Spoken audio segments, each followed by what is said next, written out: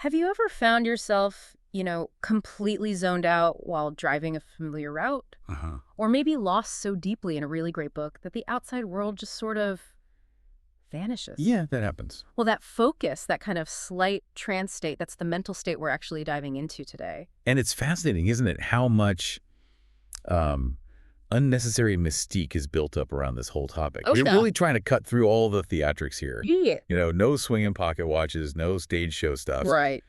This deep dive, it's drawing heavily from the Hypnosis Handbook, and it presents hypnosis as what it is, a genuinely practical skill. Mm. It's firmly grounded in, well, observable neuroscience and psychology. And that's really our mission for you listening. We want to provide a kind of quick, dense shortcut to understanding what's actually happening in your brain when you enter this state, Mm-hmm. and hopefully give you a mental toolkit you can use right away for things like stress relief, maybe changing habits. Exactly. The goal is to demystify it, really, Yeah. and make it immediately usable. Okay, so let's start right there. Most people hear hypnosis and they immediately think, mind control or maybe being asleep, unconscious. Like the common misconception. Yeah. So what is the precise scientific definition? Let's strip away the spooky stuff. Okay, well, the scientific consensus is pretty clear now. It's essentially a state of focused attention Focused attention. and heightened responsiveness to suggestion. And crucially, it involves a kind of relative temporary suspension of your critical faculty. Okay, critical faculty. That sounds like the little voice in your head that doubts everything. That's a great way to put it. Yeah, the part that analyzes and questions. And it's trainable, it's measurable, it's a state of consciousness. Okay, measurable. That brings us to the brain scans, right? Because this is central to understanding that it's not sleep. Absolutely central. Brain scanners, like fMRI, show patterns that look a bit like deep meditation, actually. Uh-huh. And maybe even some overlap with REM sleep patterns. And this is the key thing, the subjects are fully awake. They're aware, often acutely aware. So awake, but the brain looks different. What's shifting neurologically? What's the aha moment in the science? Right, the neurological core. Well, landmark studies found there's decreased connectivity in a specific brain region, the dorsal anterior cingulate cortex. Whoa, okay, let's translate that immediately. That sounds a bit textbooky. Can you simplify that neurological address for us? Is that basically the brain's worry center, the part that keeps us stuck ruminating? That's a perfect simplification, yes. It's heavily involved in self-monitoring, detecting conflict, that internal chatter that can get us stuck. So we're basically dialing down the volume on that internal editor. Dialing down the editor, I like that. And at the same time, there's increased connectivity between the brain's executive hub, the prefrontal cortex, and the insula. The insula, that's more about body awareness, right? Gut feelings. Exactly. Bodily awareness, internal sensations. So you're literally swapping that tendency for overanalysis for a more deeply lived, focused sensation in the moment. Less thinking, more experiencing. Okay, if we're turning down that internal editor, that critical voice, where does that leave the whole mind control fear? If someone's highly suggestible, is there a risk? That's the million-dollar question, isn't it? Mm-hmm. But the line is really your core self, your fundamental values. Meaning? Meaning, hypnosis cannot override deeply held ethical beliefs or your core sense of right and wrong. It cooperates with the mind. It doesn't hijack it. Okay. There's a great example of the source material. A student, deeply hypnotized, was asked to hand over his wallet. He just laughed, said, "No way," because taking his wallet conflicted with his basic sense of security, his values. The suggestion just bounced off. So if your core values say no, the suggestion fails. Simple as that. Pretty much, yeah. Your inner guardian is still on duty. And I guess that naturally leads to debunking the other big fear, getting stuck in trance. Oh, yeah, that one comes up a lot. Yeah. But it's genuinely impossible to remain permanently hypnotized. Completely. Think about it. The mind is a self-regulating system.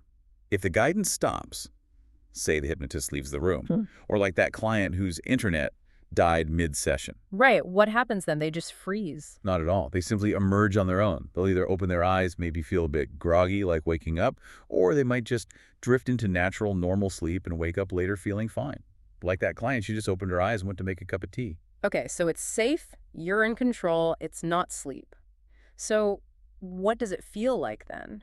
What are the internal signposts? How can you, the listener, recognize, okay, I think I'm entering that state?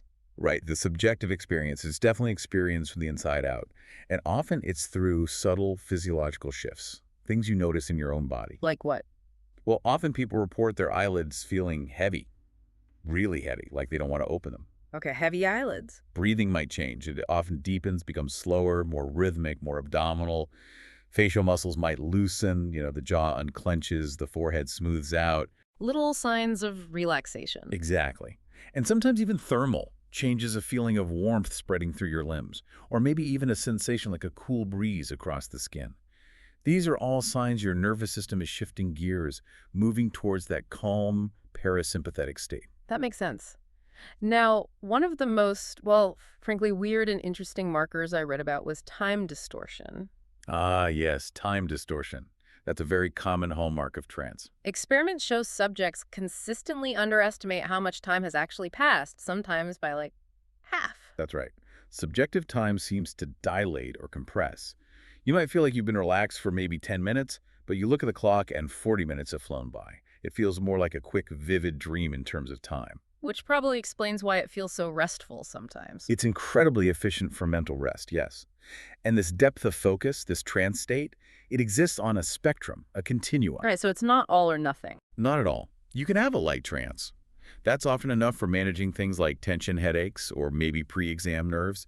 The conscious mind might still be a bit active, questioning things, but suggestions still register. And where does the really deep therapeutic work happen? The lasting change? That tends to require medium trance. This is often called the zone. It's where you see more pronounced effects like selective thinking kicking in. Selective thinking. Yeah, like suggestions for limb heaviness or lightness really taking hold, or that time distortion becoming more noticeable. This is the level where significant therapeutic change often begins, like the example of Marion. Ah, Marion, yeah, the woman with the dental phobia. That was a powerful example. It really was. She had a crippling fear of dentists, needed hours of work done. And she used hypnosis. Yes. She reached this medium trance state and described it as going to her beach house in her mind. She stayed completely detached, calm, almost observing the procedure from a distance for, 3 hours? 3 hours. That's incredible control.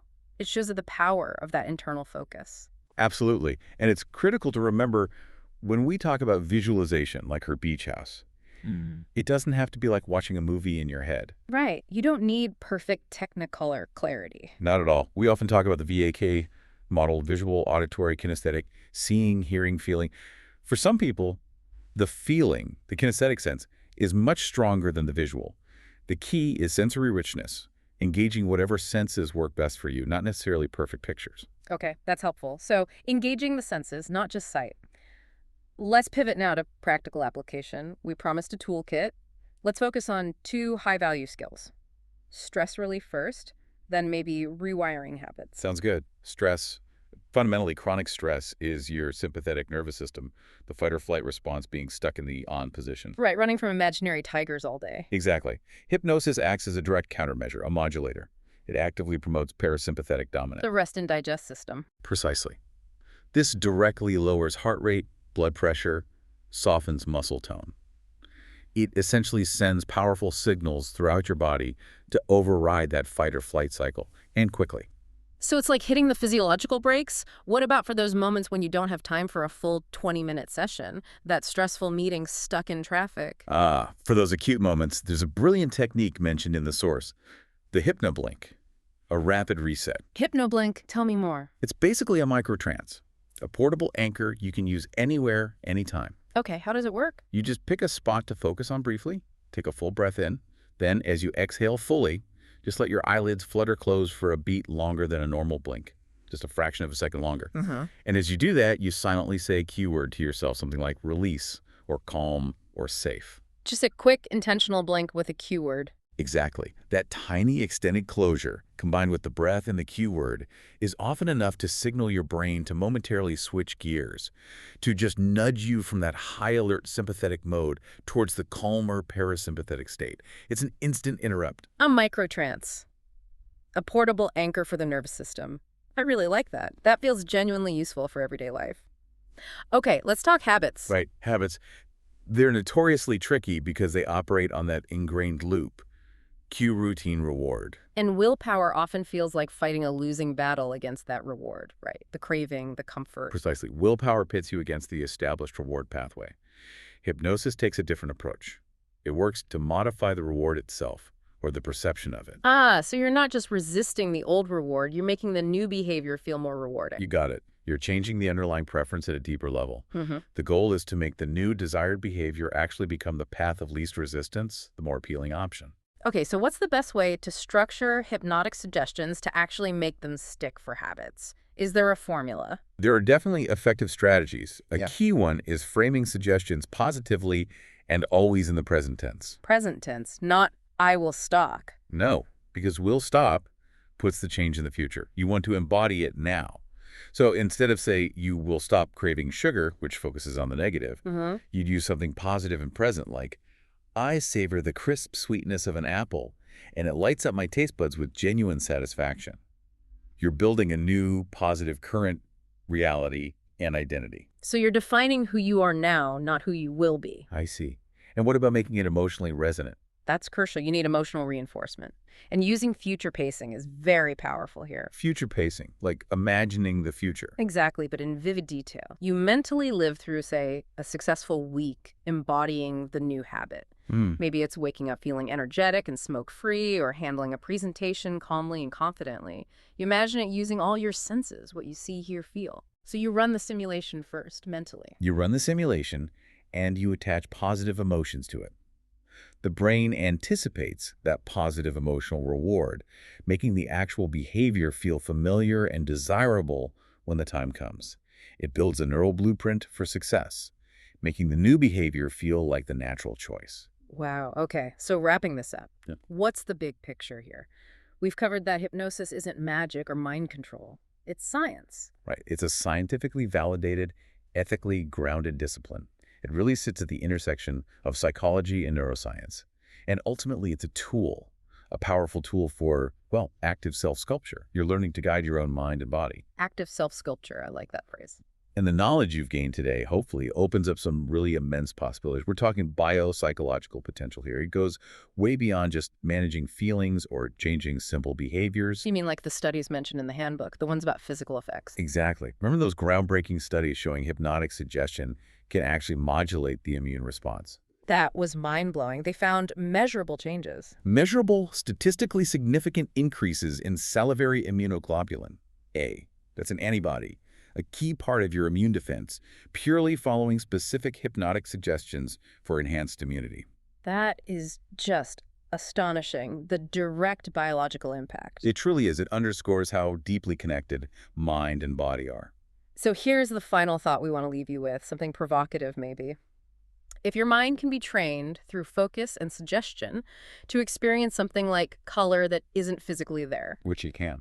and if simple suggestion can measurably increase your body's immune defenses against illness, what specific, maybe complex biological process could you explore influencing next? Think about things like chronic pain signals or maybe sleep architecture, inflammation. What could you target using this newfound ability to focus and suggest? It's a powerful question to ponder. The potential is vast. Yeah. But remember, knowledge is power, yes, Yeah. but it's most valuable when it's understood and actually applied. So the key is practice. Start small. Be curious about your own inner experience. Practice often. Even the HypnoPlink, practice regularly, can make a real difference. To get more details about the Hypnosis Handbook, unlock your mind's potential, click the below link to get the book. Subscribe us to get more content like this.